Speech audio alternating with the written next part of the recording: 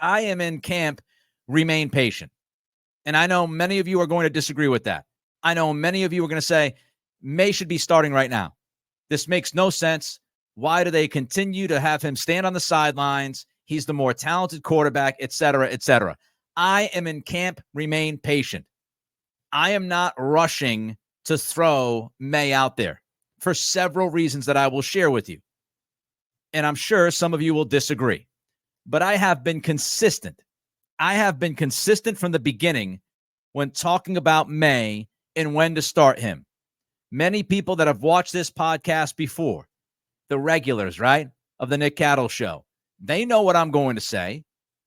There were two prerequisites before I'd be ready to start Drake Maye in a football game that matters. The first is whether or not Maye is ready.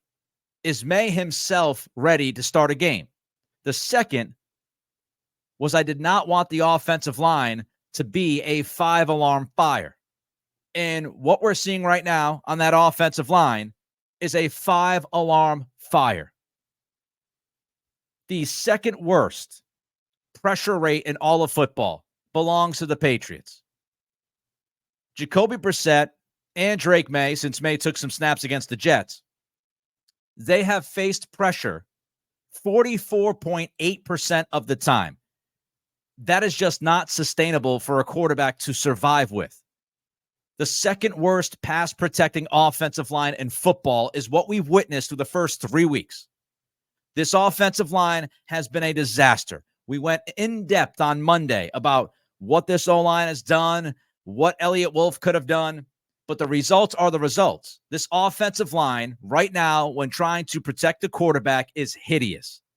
There's really many other words we could use. You can throw in some curse words as well. We can get very colorful with the language, but it has been terrible. The pass protection has been awful through the first 3 weeks. Second worst offensive line in football. Jacoby Brissett has been hit 30 times.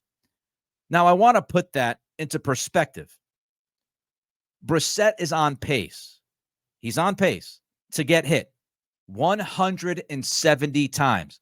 I'm not a math major, but 3 games, 30 hits, 10 a game, 17 games, 10 times 17, 170. You go back to David Carr with the Houston Texans years ago, he was sacked like 75, 76 times. I don't know how many times he was hit that year. But when your starting quarterback is on pace to get hit 170 times, that's terrible news. That's no bueno for anybody. It's not good for the offensive line. It's not good for the quarterback. It's not good for the offense. You want to put Drake Maye behind this offensive line right now? This 5-alarm fire? Brissett getting hit 30 times? Maye last week was sacked twice and rock bottomed in the middle of the football field, and he played less than 5 minutes. On top of that, not only is your offensive line horrific right now in pass protection, not only has Brissett been hit 30 times through 3 games, but your offensive line is also banged up. We have no idea who's going to play on Sunday. I can't tell you what the starting offensive line is going to be against the 49ers. I have no clue. Is Vidarian Lowe going to play? He's been limited at practice. Sidy So just came back to practice this week. Is So going to start? Is So going to be ready to actually play football? So you don't know about Lowe. You don't know about So. Michael Jordan has also been limited. And for the people out there that, and I get it, haven't been paying super close attention to Michael Jordan, the left guard, he's actually been very solid. He's been one of the most dependable linemen that they have had through the first 3 weeks. And now he's limited. Caden Wallace is practicing. He banged up his knee last week. Looks like he's going to go. But I have no idea how this offensive line is going to be set against the Niners. And I don't know, whoever does play, how healthy those guys are. So might play, but he might rotate. Jordan might play, but he might rotate. Lowe might play, you guessed it, but he might rotate. And you want to throw Drake Maye into the middle of all of this right now? I just disagree. I disagree. And it's not about Maye getting hurt. I've said this from the beginning. Of course, none of us want Drake Maye to get hurt. The bigger concern that I have, and I've said this since day one, I said it on 98.5 The Sports Hub, I've said it on this podcast multiple times. The biggest concern I have regarding Maye is regression. In all of the things that you've worked on, all of the progress that he's made, you throw him in, and this offensive line is a dumpster fire, and it gets him thinking too quick and processing too quick. Now he's starting to find those old bad habits. They start to creep up, and the progression becomes a regression because you threw him out there when this O-line was a disaster zone. That's the worst thing you can do. I mean, even Alex Van Pelt talked about the footwork, right? Following the Jets game last Friday, AVP brought up that the footwork for Maye, it was still spotty. There were still issues with his footwork. There were still some issues with some of the basics. And you just have to imagine that the issues with his footwork happened because of the offensive line in front of him and him trying to think very quickly on his feet while having to deal with the pressure. He saw Brissett get hit a billion times on Thursday night. So Maye played less than 5 minutes of football that matters, and already Van Pelt is telling us that there were some footwork issues. And if you don't want to believe Alex Van Pelt, because you might think he's just doing a solid by Brissett, Greg Bedard wrote about Drake Maye's stint against the Jets. Here's what Greg wrote. The same quick-to-run decisions and sloppy footwork were again present. Motion is still long. Almost threw a pick on his first attempt. Left the pocket too quick and got drilled on his second drop back. Made Kayshon Boutte's 2-yard catch harder than it needed to be. Had opportunities to pop in Hasty on his first sack. Threw wide of Hooper when Boutte was a better option. Was hit as he threw to Boutte, but he was open earlier. So you start to see some of these issues creeping in, and he only played like 4.5 minutes. Now, what happens if he starts a game and in the first 5 minutes, you see the footwork regression? You see the indecisiveness. You see the rush getting after him. He starts thinking too quick. Things can go downhill rapidly. And I'm not saying that's what would happen, but from day one, it's been about making sure that things around Maye can work, at least at a decent level, to give Maye the opportunity to develop, get better as the year goes on, and by the end of the year, look like the franchise quarterback for the next 10 to 15 seasons. But you need to get the operation figured out, at least at a basic level. All right, I have a lot more to talk about with Drake Maye. Don't forget to give us that thumbs up if you're watching on YouTube. Help us beat that algorithm. It's all about engagement. So likes help. If you're watching YouTube, click that thumbs up. Takes a second of your time. Doesn't cost you anything. Throw a comment in. Do you disagree with me? Do you think the Patriots should start Drake Maye right now? Make it happen. Stop waiting. Throw him out there on the field. Baptism by fire. Or do you agree with me that right now things just aren't good enough to throw him out there into the deep end? Like, comment, subscribe. Over 4,000 subscribers. Now we're looking towards 4,500. So don't forget to like, comment, subscribe. Spotify, Apple Pods, peeps. Don't forget to rate and review. Let's jump to a super chat. If you want to get to the front of the line with your question or comment, throw a super chat in there and I'll get to it. Vitalix, $20 super chat. On Daniels, I think it showed why the Patriots were happy taking Maye and that Daniels didn't really go to the middle of the field. Wondering how that will show up in playoffs, weather games, if teams take away the outside, etc. Yeah, part of the Jaden Daniels decision, Vitalix is right. Drake Maye much more comfortable throwing into the middle of the football field. The two guys who were not comfortable and their numbers were bad throwing to the middle of the field, you're talking about Jaden Daniels and Michael Penix. Those two rookie quarterbacks in college, they did not throw the football to the middle of the field often. When they did, it happened to be inaccurate, and they struggle with those types of situations. So when you're looking at this offense and what AVP does, Maye's a better fit because he does throw it in the middle of the field. He does throw it down the seam. Fits his game better. Now, of course, if they were going to draft Jaden Daniels, maybe they would have had a different offensive coordinator. I don't know. You got to hire the OC before you draft the quarterback. But from what we've seen by AVP, which we'll get to in a few minutes, he seems like he has his comfort zone, and I don't think Daniels is a great fit for Van Pelt. Now, if it's quarterback or OC, you go quarterback all the time, and you take the talent. But I do think, there are things, there's a lot of film on these guys that are going to be accumulated over the next, several weeks, couple of months, and we'll see how the young guys adjust. So I appreciate the super chat, Vitalix, very much so. All right. So when you look at Maye and you look at that short stint against the Jets, it's reasonable to say that he looked like a quarterback that needed some seasoning. Still doesn't look quite ready to be out there, the bullets flying, and dealing with that kind of stuff without regressing on his own accord. So the offensive line's a problem. There's no doubt. And I'm not comfortable playing Maye behind this offensive line right now. Number two, Maye showed that he could regress rather quickly if things are not settled around him on Thursday night against the Jets. Number three, when I talked about at the beginning of the year sitting Maye, there were plenty of reasons why you should sit Maye. The offensive line we've already talked about. Another issue that I mentioned was the wide receiver room. I want the Patriots to settle the wide receiver room. I want them to have a clear hierarchy, understanding who is the guy getting the most snaps, why is he getting the most snaps, strengths, weaknesses, all of that.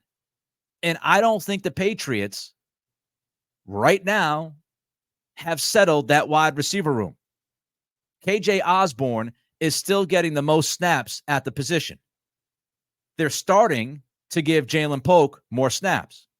Tyquan Thornton has not been good enough, has not been able to separate at the line of scrimmage consistently, still has trouble with physicality from corners. Osborne, he's not a splash kind of guy.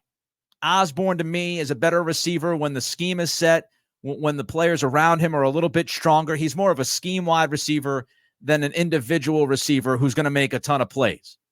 And right now, you don't have the scheme necessarily, and you don't have the offensive line that will allow Osborne the time to get open and do some things. Another big part of this is Kendrick Bourne.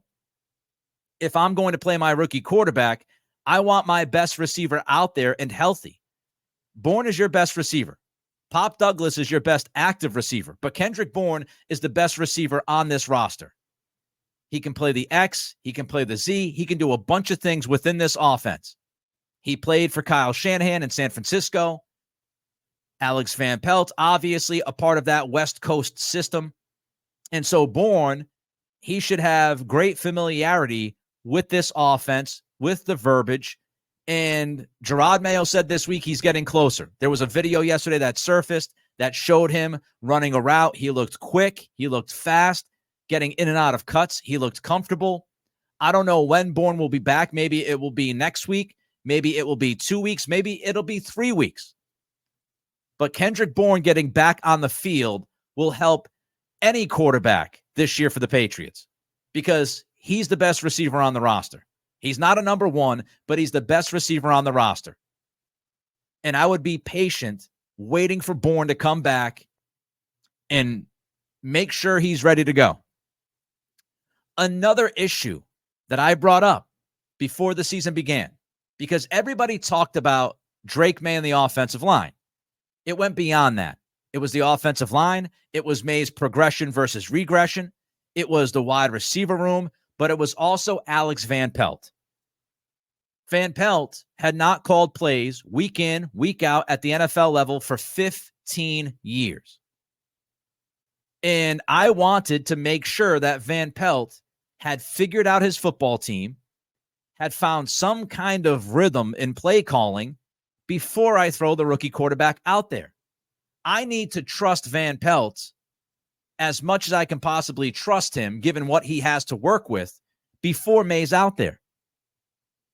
And I don't think Alex Van Pelt has figured out play calling just yet. I don't think he's comfortable. We thought they had an identity through the first 2 weeks. Then week 3, what happened? Week 3 was a disaster from Van Pelt. We went through it. On Friday, you can check out the pod recapping the Jets game. Van Pelt did not do a good job on Thursday night. The plan was a mess. It was opposite night. What they should have done, they didn't do. What they should not have done, they did. I don't think Van Pelt is at that place right now as an OC for me to trust him to do right by Maye. And going beyond week 3, we could talk about just the ins and outs of football. Greg Bedard wrote about Van Pelt this week. My buddy Greg wrote, Van Pelt has not been up to the task. There's no cohesion to what he's doing. He's just picking plays off a sheet with little thought to what they're building to. On the practice field all summer, we saw the Patriots repping wide zone runs and play action boots off it, and Van Pelt has said they want to be the best screen team in the league. That was going to be the bread and butter of this offense. However, AVP doesn't know how he wants to play and doesn't set it up correctly. So Bedard's saying Van Pelt is just picking plays. He's not setting plays up. He's not walking into a game with a clear idea as to what they want to do and why they want to do it. Greg charts a bunch of plays during the Jets game to show this. On the first 3 plays against the Jets basically had to defend a 10-yard box. And if you did that, you shut down the offense. The Jets coaches were basically saying these guys aren't running these outside plays, so if it looks like it's going away, you just run up the field and smash the quarterback. You can't run the play action passes without the runs. Bedard writes, there's no scheme production at all. The coordinator has to help them a little bit. Right now, Van Pelt isn't doing that. Now, this also affects the offensive line. The play calling impacts the offensive line. The offensive line is not struggling in pass protection because of Van Pelt. Let's get that out of the way. But Van Pelt could help the offensive line. Van Pelt could help the pass protection. Bedard writes, the pressure rate was 51% against the Jets, but I do think Van Pelt is partially to blame. 1 sack, 2 hits, 2 hurries were put on the team because the Jets were just ready for what was being called. That's Van Pelt being beaten. So you already have questions at offensive line. You already have injuries on the offensive line. And your offensive coordinator is not doing a good enough job of coordinating the offense to help the offensive line. On top of that, the offensive coordinator is just calling plays and is not really setting anything up. And if that doesn't sell you just yet, Drake Maye was on the Greg Hill show this week. Do you know what Drake Maye said? He said this publicly. He said this on the radio. Maye said, quote, we're still trying to figure this thing out as a coaching staff, as players. Let me ask you this. Drake Maye, future of the franchise.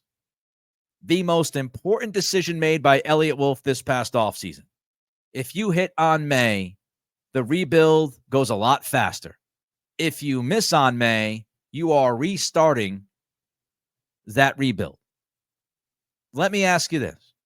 Are you comfortable throwing the future of the franchise out there on the field in a game that matters when the head coach publicly tells us that they're still trying to figure things out? The coaching staff is still trying to figure things out. The players are still trying to figure things out. Does that make you feel comfortable? I mean, are you sold on this idea?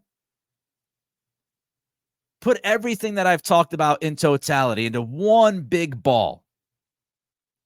And you're telling me that the Patriots should start Drake Maye with the second worst offensive line in football, with the wide receiver room still being juggled without your best wide receiver on the field just yet, with an offensive coordinator who is still trying to figure out how to call plays and how to help that offensive line.